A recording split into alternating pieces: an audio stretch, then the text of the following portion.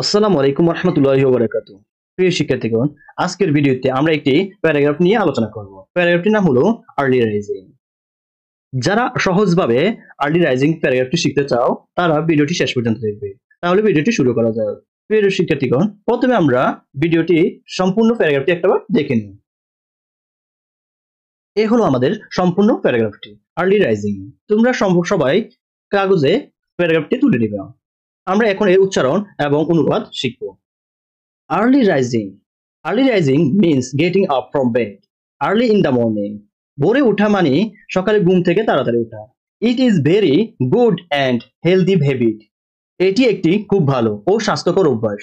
A man who gets up early can take fresh air, work outside or do some exercise. যে মানুষ ভোরে ওঠে সে শুদ্ধ বাতাস নিতে পারে এবং হাঁটাহাঁটি করতে পারে এবং ব্যায়ামও করতে পারে। The morning air is full of oxygen and makes both body and mind fresh.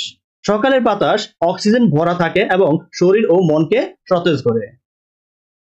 Nature looks very beautiful in the morning with flowers, green leaves and the songs of birds. সকালের প্রকৃতি খুব সুন্দর দেখায় ফুল, সবুজ পাতা আর পাখির ডাক পরিবেশকে আনন্দময় করে তোলে। An early riser can start his work early. ভোরে ওঠা মানুষ তার কাজ আগে শুরু করতে পারে। He gets enough time to finish his work, so he is not in a hurry or worry.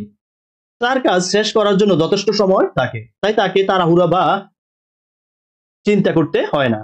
He can also earn more and live a better life. সে বেশি আয় করতে পারে এবং ভালোভাবে জীবনযাপন করতে পারে। That is why early rising is called the source of healthy, wealthy and wisdom. এর জন্য ভোরে ওঠাকে স্বাস্থ্য, সম্পদ এবং প্রজ্ঞার উৎস বলা হয়। There is a proverb, early to bed and early to rise makes a man healthy, wealthy and wise. একটি প্রবাদ আছে, তাড়াতাড়ি ঘুমাও তাড়াতাড়ি ওঠো, এতে মানুষ হয় স্বাস্থ্যবান, সম্পদশালী ও জ্ঞানী।